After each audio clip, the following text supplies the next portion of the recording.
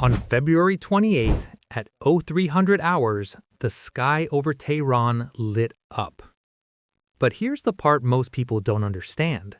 By the time the first blast echoed through that city, the battle for the sky was already over. Because hours earlier, radar screens inside Iran's air defense network had begun to flicker, glitch, then disappear one by one. And somewhere above the darkness, flying without afterburners, without contrails, and without any warning, two aircraft types were already in position: the F-22 Raptor and the F-35 Lightning. They weren't there to escort bombers. They weren't reacting to events. They were shaping the battlefield themselves. And they didn't act alone. For months, carrier strike groups had been quietly sliding into position. Tankers had been surging to forward bases. Stealth assets were silently moving across Europe and the Levant. Diplomacy had collapsed 48 hours before the strike.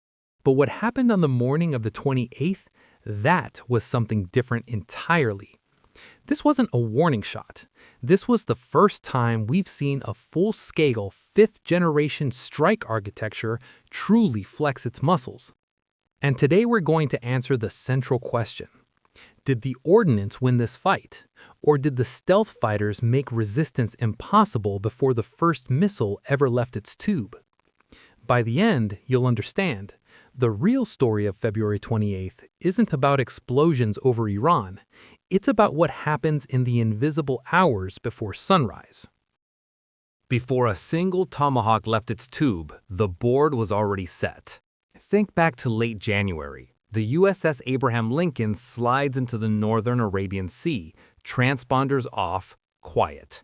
2 weeks later, the USS Gerald Ford appears in the eastern Mediterranean. Now look at the geometry. 2 carrier strike groups, over a dozen surface combatants, an unknown number of submarines lurking in the deep. This wasn't signaling, this was a chokehold. Then the airframe started moving. F-22s from the 1st Fighter Wing staged through the UK. F-35s reinforced the theater. C-17s and C-5s were pulling non-stop shifts to build the mountain of supplies needed for what was coming. But here's the detail that actually matters: the tankers. When you see KC-46s and KC-135s landing under cover of darkness, you know things are getting serious.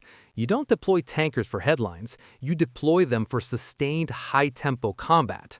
By February 26, the zero enrichment talks in Geneva had hit a wall. Iran said no. 48 hours later, the skies over Tehran turned orange. And here's the part most coverage is going to miss. Operation Epic Fury did not begin at 0300 hours. It began weeks earlier, when stealth assets and crews were quietly distributed across the region. Now, put yourself in the shoes of an Iranian commander that morning. Your electronics are haywire. Your comms are trash. Explosions are starting in the distance. And you have 2 choices: stay on the ground and get hit, or launch and fight. And that's exactly where the F-22 Raptor destroys your entire plan. Days earlier, 11 Raptors moved into Avda Air Base in Israel. And let's be honest, they weren't there for a photo op. At 50,000 feet, cruising at Mach 1.8 without afterburner, the Raptor is essentially a God mode umbrella in the sky. It doesn't need a ground radar grid to know where the enemy is. It brings its own. Any MiG-29 or Su-35 that tries to get airborne will be spotted, tracked, and neutralized before the pilot even knows he's being watched. First look, first shot. No second chances. While the F-35 was fracturing the radar grid below, the F-22 made sure nothing in the air could restore it. Chaos on the ground, total clarity in the sky. And here's the quiet truth. The most important combat victories are the ones that never happen. If no Iranian interceptor meaningfully challenged the strike package, that wasn't luck, that was design. And now the bigger picture starts to emerge. Neither the Raptor nor the Lightning operated alone. They were nodes in a single network, connected, sharing data, feeding a strike ecosystem that stretched from carriers at sea to tankers over Israel and missiles threading through Iraqi airspace. So the question becomes broader.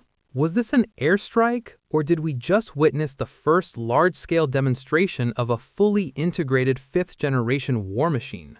People call the Raptors and Lightnings fighters, but in 2026, that's the wrong word. They're flying data nodes. During the strike, everything was plugged into a single network.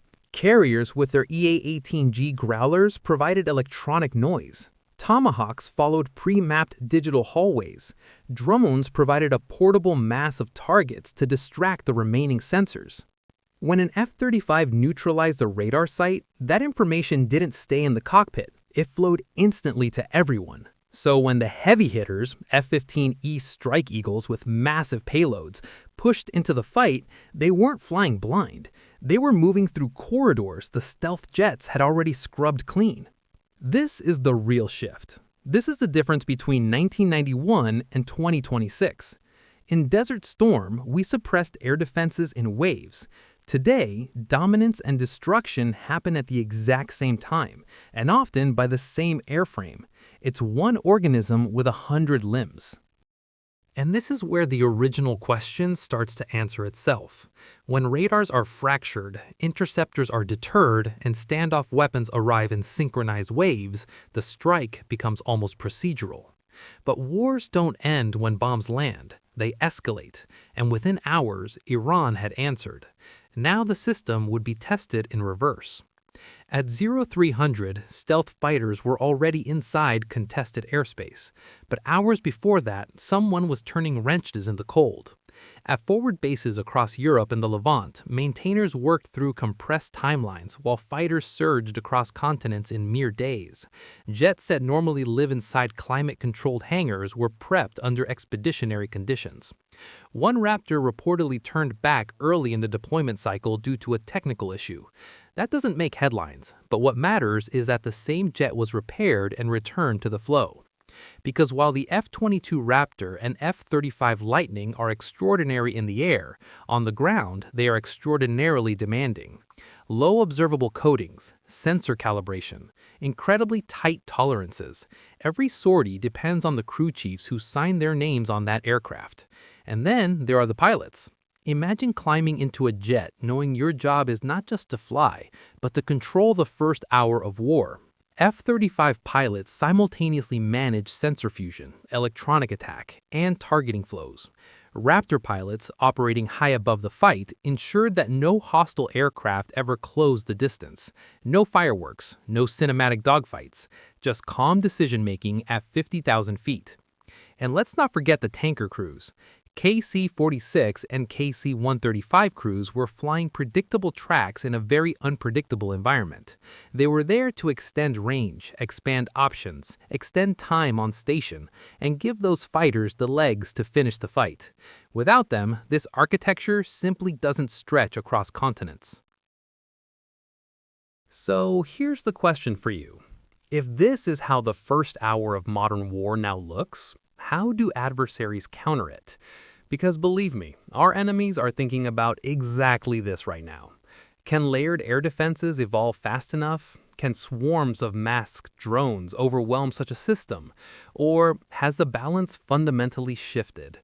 Drop your thoughts below. And if you want deeper breakdowns, radar maps, strike geometry, force composition, subscribe to the channel. We're building the most detailed military aviation documentary series on this platform. And this story, we're just getting started. Now you know.